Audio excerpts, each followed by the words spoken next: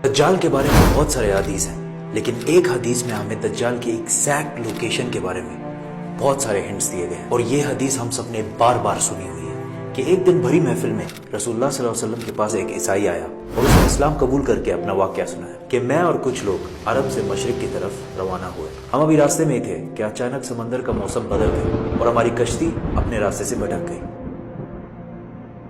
एक महीना इधर उधर भटकने के बाद समंदर ने आखिरकार हमारी कश्ती को एक जजीरे के पास ला खड़ा किया।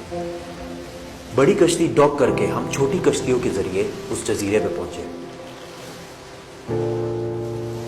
और वहां हमारी मुलाकात एक अजीब किस्म के मखलूक से हुई जो बिल्कुल काला और जिस्म पर बहुत ज्यादा बाल थे उसके, और उसने अपना नाम जस्सासा बताया। हमने उससे पूछा, तुम क्या चीज हो, क्या मखलूक हो?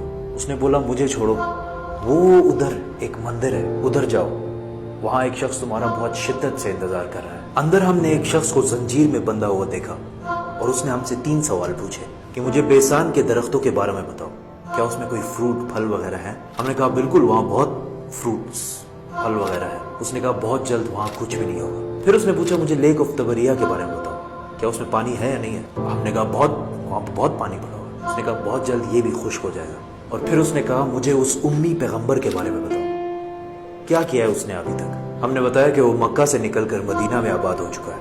उसने कहा, क्या वाकई वो यसरब मदीना आ चुका है? ये कहते ही उसने कहा कि अब मैं बताता हूँ कि मैं कौन हूँ। मैं हूँ दज्जाल और बहुत जल्द मैं अपनी कैद से आजाद हो जाऊंगा और तमाम इलाकों में जाऊंगा सिवाय मदीना यानी यसरब के। रसूलुल्लाह सल्लल्लाहु अलैहि वसल्लम ने तमाम लोगों को मुखातिब करके कहा, ऐ लोगो, ये है यसरब मदीना।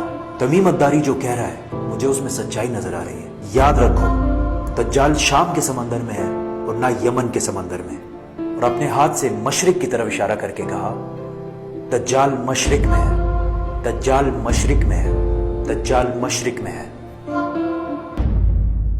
अब सिंपल सी बात है, एज वी नो कि मशरिक की तरफ सफर के बाद उनकी कश्ती एक जजीरे पे रुकी थी। So let's just find out all the islands east of Medina.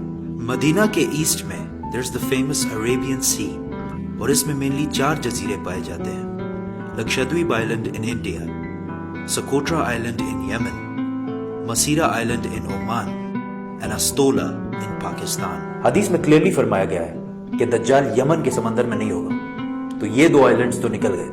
रसूलुल्लाह सल्लल्लाहु अलैहि वसल्लम ने मदीना में जो मशरिक की तरफ इशारा किया था, अगर उससे हम एक सीधी लाइन खींचे तो वो बिल्कुल अस्तोला आइलैंड के ऊपर से गुजरती है। और जब जसासा ने उनको उस जजीरे पे एक टेंपल मंदिर की तरफ भेजा था, तो इस जजीरे पे एक मंदिर टेंपल के कोई रिमेन्स तो होने चाहिए। इंडिया के इस आइलैंड में तो ऐसा कुछ भी नहीं है, लेकिन पाकिस्तान के अस्तोला आइलैंड में पता है क्या है? मंदिर। लेकिन ये तो 1450 साल पुरानी कहानी है। मंदिर तो अभी 40-50 साल पहले बना होगा। 2000 साल पुराना मंदिर। और मंदिर भी किसका?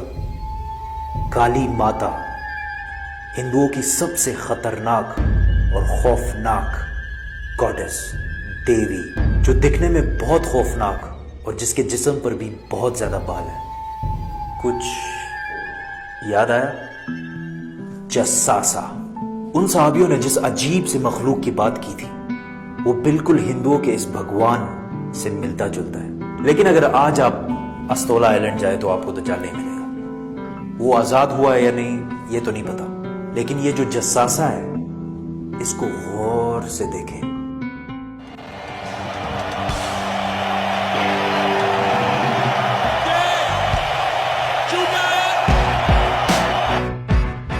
Yeah! 1970 के अमेरिकन म्यूजिक इंडस्ट्री के सबसे बड़े बैंड्स में से एक बैंड रोलिंग स्टोन्स है।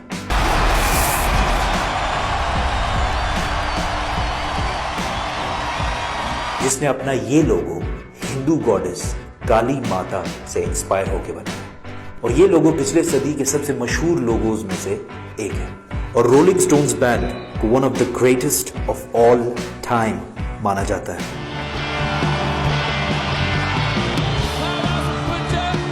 वन वे और द अदर, दज्जाल के जजीरे वाले जसासा का पूरी दुनिया के म्यूजिक इंडस्ट्री और फिल्म इंडस्ट्री को शेप करने में बहुत बड़ा हाथ है। कोइंसिडेंस? और maybe not.